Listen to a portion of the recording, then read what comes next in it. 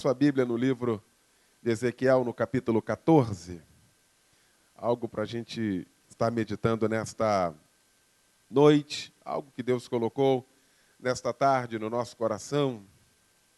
Ezequiel, capítulo 14, apenas o verso 20. Nós estamos vivendo uma crise de exemplos, vem se deteriorando a cada dia que passa, os nossos exemplos, os grandes nomes, não é? E às vezes a gente tem dificuldade de buscar um exemplo hoje no seio da sociedade. Óbvio que na casa de Deus nós temos homens de Deus, exemplos, homens e mulheres de Deus, mas no geral, onde está inserida a nossa família, há uma degradação sobre todos os aspectos, sobre exemplo. E aqui está um trio exemplar para mim e para você. Começa assim, olha: tão certo como eu vivo, diz o Senhor Deus, ainda que Noé, Daniel e Jó estivessem no meio dela, não salvariam nem a seu filho, nem a sua filha, pela sua justiça salvariam apenas a sua própria vida. Deus, a tua palavra foi lida e será pregada nesta noite. Que o teu Espírito Santo, Senhor da glória, faça da maneira como lhe aprouver neste lugar. Senhor da glória, eis aí a tua igreja, Senhor, querendo ouvir a tua voz também através da sua santa palavra. Muito obrigado, Deus, pelo privilégio, mais uma vez, de poder estar na tua casa, Senhor, podendo ouvir e aprender mais de ti. Te louvamos e te agradecemos em nome de Jesus. Amém e amém. Tome seu assento, por favor, nesta noite. Amados, toda vez que eu vejo algo assim, e muitos desses homens poderiam estar na galeria da fé, esses homens, eu fico, pastor Paulo, assim, extasiado de alegria. Porque uma coisa é alguém tecer comentários ao nosso respeito, né? Alguém que não conhece a gente, ou só conhece a gente na igreja, alguém que lida pouco com a gente, tecer esses comentários sobre a gente, é sensacional. Pastor fulano, pastor Beltrano, fulano de tal, às vezes você conhece, elogia a pessoa tão somente lá no trabalho, como ótimo profissional, de uma conduta ilibada, mas a gente não conhece no profundo a pessoa, né? A gente, na verdade, não conhece os outros. Às vezes a gente faz tantos comentários, né? Porque a gente vai até onde a gente conhece. Eu fico analisando como o próprio Deus é assim, tão certo como eu vivo, diz o Senhor. Aí ele faz menção desses três nomes, de quem a gente não consegue, não conseguirá jamais esconder algo, porque todas as coisas estão nuas e patentes aos olhos de Deus. Eu fico analisando homens como esses aqui, mencionados por Deus, dizendo, olha, se eles estivessem ali, mesmo com as suas orações que eu sempre ouvi, eles não salvariam nenhum filho, nenhuma filha, tão somente a sua própria vida. Ou seja, a salvação, primeiro, ela é individual. A salvação, ela é individual. E Deus faz menção desses homens. Noé, que foi comentado aqui, foi citado por Deus aqui, neste versículo. Noé foi aquele que perseverou na pregação. Você sabe o que é pregar o evangelho? Para uma sociedade tão corrupta, uma sociedade tão complexa, uma sociedade que diz assim, prega, mas eu já tenho a sentença para ela. Prega. 40 anos pregando, sabe quantas pessoas se converteram a Cristo, a Deus, naquele momento? Sabe quantas pessoas se converteram? Nenhuma. É por isso que o texto vai dizer na vida de Noé que ele perseverou na pregação. Sabe o que eu trago isso aqui? Muitas vezes a gente está orando por alguém da nossa família, a gente está intercedendo por esta pessoa, a gente tem dado testemunho de Deus, a gente tem conversado com essa pessoa, e quanto mais a gente faz isso, parece que mais distante fica a pessoa. E aí, sabe qual é a sensação que dá? A gente diz assim, eu vou parar com esse negócio porque não está adiantando absolutamente nada. Noé não parou. Enquanto Deus não mandou ele parar, ele perseverou na pregação do evangelho. Na pregação daquilo que Deus queria que fosse falado. Na propagação daquilo que Deus queria que fosse dito para aquela nação. Tão somente Noé e sua família adentrou a arca. Tão somente Noé e sua família foram salvos exatamente daquele dilúvio que se abateu sobre aquele lugar. Noé, citado por Deus, comentado por Deus, trazido para nós aqui como uma das referências, como uma pessoa exemplar que perseverou na pregação e que nós possamos também ter o exemplo de Noé, que a despeito de não ver ninguém se rendendo aos pés do Senhor, não vendo ninguém demovido no coração, não abriu mão, mas continuou perseverando na pregação. O agricultor foi o primeiro construtor naval em destaque, né? Interessante, você vai ler o livro de Gênesis, Deus dá todas as coordenadas, né, de como fazer, né? Mede aqui, mede ali, tantos centímetros, para cá, para lá, altura, como é que vai fazer. Imagina só, um homem que tinha, e a Bíblia vai dizer também que Noé tinha intimidade com Deus. Quando se tem intimidade com Deus, mesmo o projeto sendo assim muito grande, a gente vai acatar pela intimidade que nós temos com Deus. Uma outra questão que me traz também é a referência a Daniel. A Daniel que foi levado cativo para um lugar de destaque também, mas um lugar que tinha tanta coisa ruim, mas ainda assim, Daniel se destacou. Daniel se destacou e não aceitou a imposição. Muitas das vezes nós somos tentados a ceder à imposição. Quantas vezes a gente é levado a um extremo no nosso local de trabalho, talvez no seio da sociedade, talvez no grupo que nós estamos inseridos, muitas das vezes nós somos levados à imposição do sistema. O sistema impõe, ou você aceita o sistema, ou você está fora do sistema. O mais importante não é estar fora ou estar dentro do sistema. O importante é você estar de pé na posição que Deus mandou você estar. Quantas vezes as pessoas têm cedido exatamente nessa questão? Daniel perseverou, sabe em quê? Na oração. Na oração. Não conseguiram pegar absolutamente nada de Daniel. Nós temos que pegar alguma coisa, e é exatamente isso que acontece na prática. Exatamente isso que acontece hoje. Nós temos que pegar algum furo do irmão fulano, porque a gente quer trazer aqui a vergonha ao irmão fulano. Então a gente vai pegar algo que ele faz, que para ele é muito normal, que para a sociedade também, mas a gente vai dizer que esse sistema é complicado. E sabe o que pegaram em Daniel? Oração. Ele ora 3 vezes por dia. Olha como isso incomoda o sistema. A oração sempre incomodou o sistema. Tem um grande pregador que diz assim, se nós crentes soubéssemos o valor que tem a oração, nós viveríamos de joelhos, orando. Mas a nossa igreja brasileira não é uma igreja típica de oração.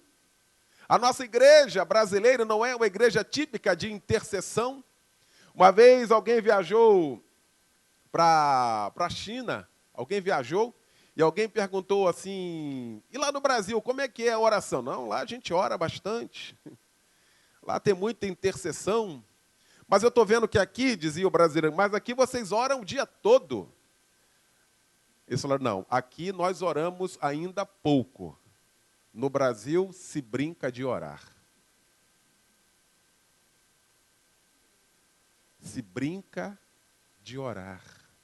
Nós falamos aqui a questão de Noé que tinha intimidade. Eu não consigo ver e entender um outro meio de se ter intimidade com alguém que não seja conversando com ela. Não existe um outro sistema para a gente conhecer o outro se não for através de um diálogo, se não for através de uma conversa. Você pode até gostar de alguém, você pode até ser muito afeito a alguém, mas você só vai começar a conhecer aquela pessoa se você começar a conversar com ela.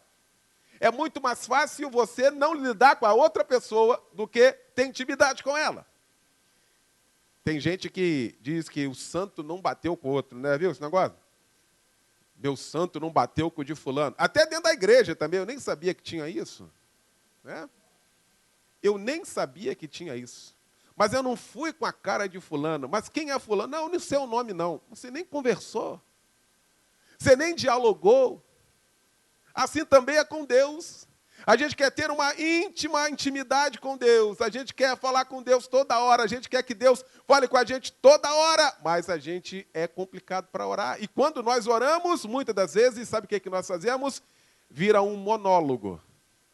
Um monólogo. Tem um poema muito antigo que diz que a pessoa começa a falar com Deus e começa a pedir a Deus e começa a fazer e acontecer e só ele que fala, e aí Deus vai dizer assim, pois é, quando Deus ia responder a pessoa, ele estava tão cansado que já estava dormindo que Deus não respondeu a ele. Eu queria, inclusive, responder a você alguma coisa, mas toda vez, quando eu ia falar com você, você já estava dormindo, cansado, e eu velei você a noite inteira e te dei uma noite de sono, dizia o poema. Não é isso, não é verdade? Quantas das vezes nas nossas orações são petições de necessidades, porque nós chegamos à conclusão de que Deus tem que fazer aquilo que eu quero.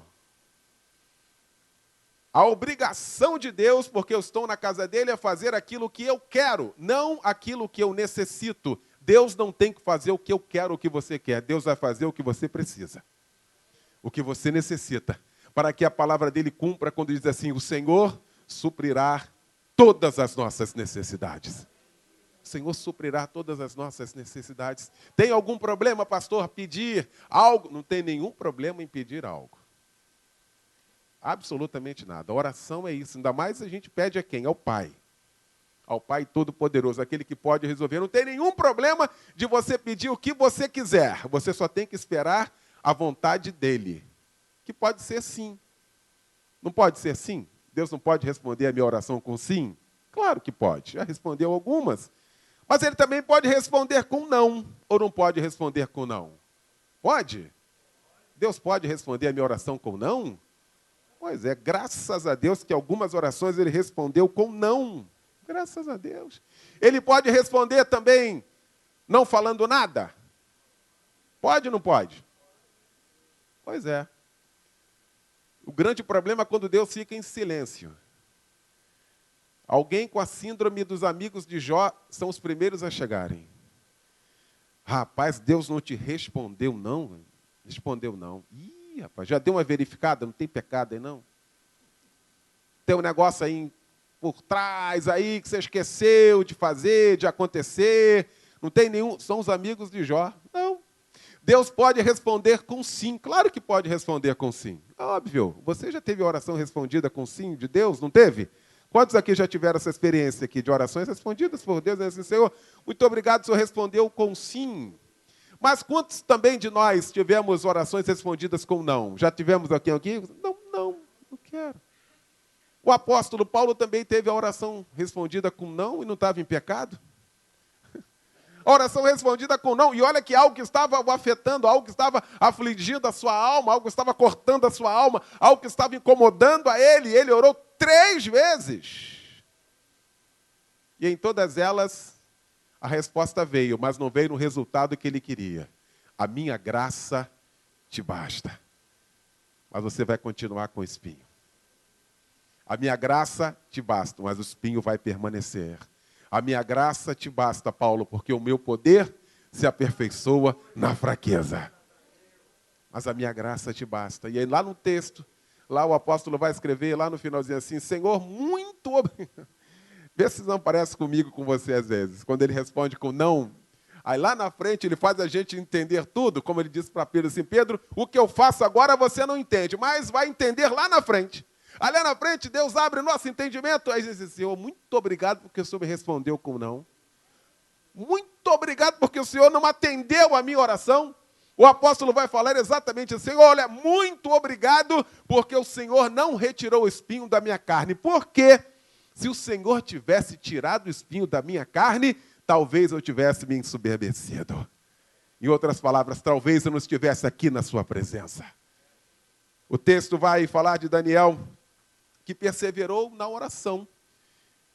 E coibiram ele, proibiram, não pode mais orar, não pode mais falar com Deus.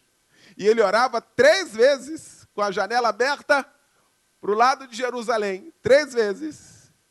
E quando ele recebeu aquele dito, quando ele recebeu aquela ordem, algo ele assentou no coração dele. Sabe o quê? O que a gente sabe agora. Mais vale obedecer a Deus do que aos homens. Isso é um princípio. A gente conhece aqui no Novo Testamento, no Novo Testamento, mas isso é princípio lá desses homens que fincaram isso. Ah, tem um dito do rei, tem um decreto do rei que não pode orar 3 vezes. Eu vou continuar orando. Eu vou contrariar o sistema. Eu vou continuar falando com meu Deus. Eu não abro mão de me comunicar com meu Deus. E foi isso que ele fez. Não abriu mão, perseverou na oração. Mas o que veio? Veio o quê? Ah, vem represália, claro que vem. Toda vez que você contrariar o sistema, você vai sofrer. Contrariou o sistema, o couro vai comer, não vai ter jeito não. E tudo é montado para isso. Mas maior é aquele que está com você. Maior é aquele que está com você. Nós estamos passando por uma dificuldade tão grande no país, de um desemprego tão grande que as pessoas estão fazendo tudo para se manterem lá nos seus empregos. Vale tudo para se manter empregado, menos contrariar a palavra de Deus. É se manter firme, é se manter constante. Deus há de ser a sua testemunha. Deus há de ser a sua testemunha. E o que aconteceu? Jogaram o sujeito lá na cova dos leões. É assim que eles fazem. É para matar mesmo. É para matar mesmo. Joga ele lá então. Vai parar de orar não? Não vou parar não. Não vou parar nada, vou continuar orando. Vou continuar fazendo o que tem que ser feito. Eu vou continuar falando com Deus. E continuou. E foi para a cova dos leões. Só que o resultado também você já sabe, não é? Quando a gente obedece a Deus, quando a gente obedece a palavra de Deus, quando a gente faz aquilo que tem que ser feito, quando a gente se posiciona de maneira firme contra o sistema que aí está de Satanás, Deus vem em nossa defesa. E foi o que aconteceu com Daniel. Jogaram ele lá. E aí tem até um hino que diz que leão virou travesseiro, né? Dorme aí, Daniel, dorme aí que o leão hoje vai jejuar. Leão também jejua, né? Estava com uma fomezinha, daqui a pouquinho parou tudo de fome, ficou tudo tranquilo, normal, tudo beleza, tudo tranquilo, na boa. É assim que Deus também vai fazer comigo e contigo nesta geração. Deus há de continuar sendo a minha defesa e a sua defesa também. Tal qual disse para Moisés, o Senhor pelejará por vós. Eu gosto muito dessa palavra. Eu trago essa palavra para mim, para o meu coração. O Senhor pelejará por vós. Tá, mas o que é que eu tenho que fazer? Nada. O Senhor pelejará por vós. E vós calareis. Tem coisa que tem que ficar quieto. Tem coisa, não fala que você vai atrapalhar. Fala só com Deus. Fala com Deus. Se abre com Deus. Outra pessoa que foi tida como testemunho aqui foi Jó. Jó também. Primeiro, Noé, que perseverou na pregação. Daniel, que perseverou na oração. E Jó, que perseverou na provação. Aqui é que está. Perseverar na provação. Aí é que eu quero ver. Porque tem um ditado assim, quando está tudo bem, aí 1000 maravilhas, está tudo certinho, tudo beleza. Mas a gente começa a passar por umas tribulações, a gente começa a ficar meio que mais crente, né? A gente ora mais, a gente já não aceita mais o sistema. Não é? Pois é, Jó perseverou na provação, se manteve íntegro ali. Veja que Deus faz menção dele aqui, em Ezequiel. Se a gente for lá no livro dele, a única pessoa que Deus toma como testemunha, mesmo de fato, de direito, é Jó. Na frente de quem? De Satanás. Viste tu o meu servo Jó, servo fiel, temente a Deus, se desvia do mal. Olha só. Por isso que eu falo aqui, pastor Paulo, imagina Deus dando testemunho de alguém. Deus que conhece o homem por dentro. Deus não conhece o homem só por fora. Quem conhece por fora sou eu e você. Deus conhece o homem por dentro. Deus conhece a intenção do coração do homem. E Deus dá testemunho de Jó. Viste tu o meu servo Jó? Aí quando a gente vai lá para a galeria da fé, em Hebreus, no capítulo 11, a gente vai ver aqueles homens maravilhosos, homens, mas todos eles igual a nós, carentes da graça de Deus, pecadores como nós somos, mas debaixo da mão de Deus, se sujeitando à obediência a Deus, todos eles. Jó na aprovação. Tentaram montar toda uma situação para ele. E até no momento mais difícil dele, onde tinha perdido absolutamente tudo. Por causa da provação. Por causa de uma investida. A Bíblia vai dizer que Deus não me dá uma luta que eu não possa carregar. Que eu não possa vencer. Não existe tribulação que você esteja passando, meu amado irmão, creia nisso, que Deus deu além da conta. Se você está passando por Deus, porque Deus crê e sabe que você vai conseguir superar. Não existe nada que você não possa carregar. Deus não é sadomasoquista que fica se alegrando com o sofrimento das pessoas. Não, se você está passando por alguma dificuldade, primeiro creia que Ele está passando com você. Ele não nos abandona na hora da prova. Jamais. E outra coisa é que o nome dele é de ser glorificado. E isso que você está passando, isso que eu estou passando, vai servir de exemplo para muita gente. Que muitas das vezes até mesmo falaram que o teu Deus, onde está o teu Deus? É muito fácil isso, a gente ouvir essa frase, né? Aonde está o teu Deus? Você que louva a Deus, já para a igreja, quarta, domingo, vai para a oração, faz isso, faz aquilo outro, acontece, cadê? Deus gosta muito disso. Deus gosta muito dessas coisas. Sabe para quê? Ele há de fazer você prosperar na terra da tua aflição. Exatamente para que essas pessoas vejam de fato quem é o seu Deus. E foi assim com Jó, perdeu tudo. E no momento talvez mais crucial de todos, onde muitas pessoas criticam até mesmo a mulher deste homem. Mas a gente vai analisar o texto lá e eu não vi Deus falar isso aqui da mulher dele. Deus não deu testemunho nenhum da mulher de Jó.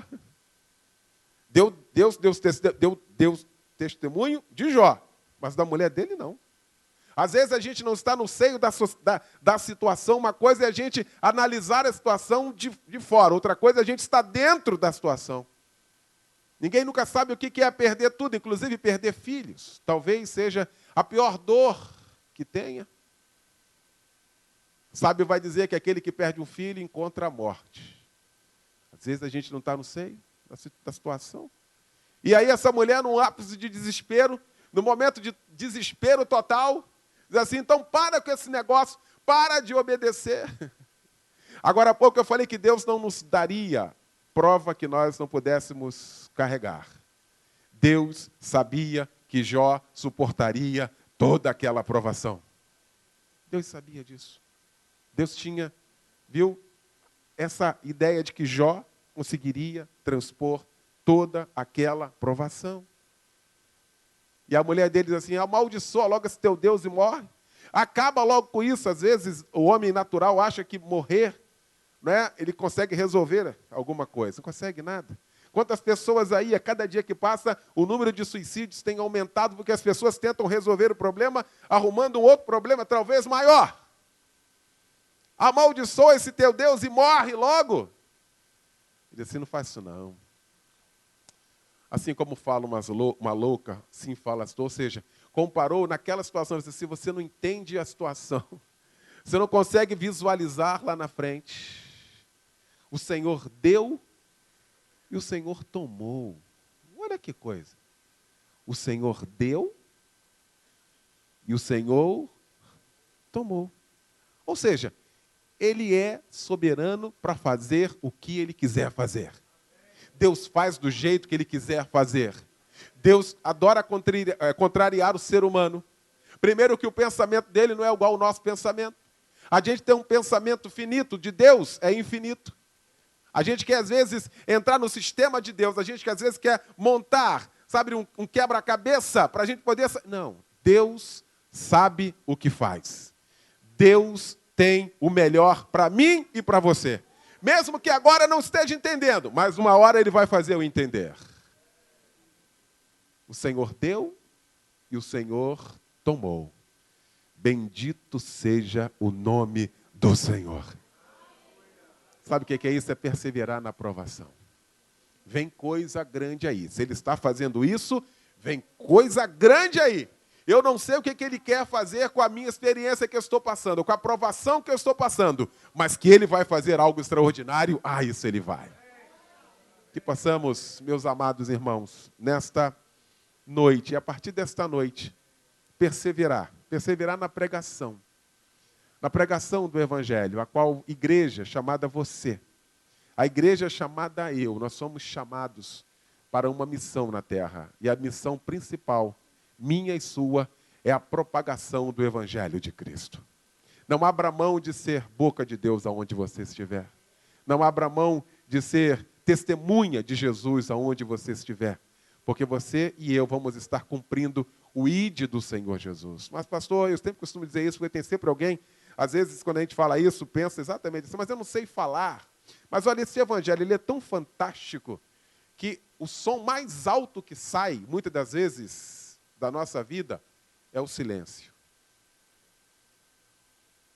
Tantas outras filosofias você tem que falar, provar por A mais B, trazer exemplo de tantas pessoas da filosofia, tantas pessoas, ou até mesmo os criadores daquele pensamento, o Evangelho de Cristo, você prega ele mais alto, muitas das vezes com o seu testemunho de vida, com a sua postura, com o seu não, ou com o seu sim, mas para a glória de Deus. Quer dizer, com o irmão lá, não conta piada perto do irmão, que o irmão não gosta não. O irmão, todo mundo já fala. Ó, não vai de brincadeira com o irmão não, com o irmão. Não é que você seja cara de ranzinho, não, porque as pessoas sabem. As pessoas sabem. Sabe, lá no seu trabalho, quando alguém estiver perseguindo você, se aproxime dela. Se aproxime dela. Se aproxime desta pessoa. Tem sempre alguém sendo perseguido em algum lugar, não é? Eu já falei aqui, o desejo do homem natural, do homem carnal, é resolver logo o problema, né? A gente quer resolver logo a parada, né? Vou resolver chamar aqui no cantinho, tirar a satisfação. Não, chame no cantinho e diz assim, posso orar por você? Eu posso orar por você? Você vai ver o que vai acontecer. Eu creio que nós ouviremos testemunhos aqui de posturas assim. Que possamos também perseverar na oração, que seja isso um hábito. Pastor Kleber de Moura Matos, não conhecido de muitos, antigo do rádio, pastor, já com tem mais de 80 anos, né, Idalina? Pastor, mais de 80 anos, né? Ele falou assim, eu vivo o dia inteiro em oração com Deus. A postura de oração não é só ajoelhado. Uma vida de oração não é só na igreja. Uma vida de oração, Edinaldo, é no carro, quando a gente estiver chateado com o trânsito, com esse engarrafamento louco, tudo quanto é lugar, é lá, ligado com Deus, ao trono da graça de Deus. É dentro do mercado, é no banco, o tempo inteiro, ligado, conectado, e usar uma palavra que hoje se fala muito, plugado com o céu, plugado com o Senhor Jesus, e que possamos, ao passar por uma tribulação, que elas virão, e as tribulações são coisas maravilhosas. Tribulação é coisa boa. Bom, Paulo que falou, né? Paulo que disse que a tribulação é coisa muito boa. Quem quer chegar no céu aqui? Só os que querem chegar. Só os que querem. Querem mesmo? Vocês têm certeza disso, que vocês querem mesmo? Olha o que vocês estão falando, hein? Vocês querem chegar no céu mesmo? Quantos querem? Só os que querem. E tem gente que também não quer, não tem problema não. Né? Pois é. E para chegar no céu tem que ter perseverança. Não é verdade? Todo dia tem algo para tirar você do centro da vontade de Deus. Todo dia tem algo para arrebentar você. Tem que ter perseverança. Tá, mas como é que surge perseverança? A perseverança acontece como? Como é que surge a perseverança? O apóstolo vai dizer que através da provação, da tribulação. A tribulação que eu passo hoje e eu venço com Cristo, ela me dá força, me dá ânimo para eu perseverar nas próximas. Porque se Ele passou comigo naquela, Ele passará por todas as outras. Se coloque de pé em nome de Jesus nesta hora.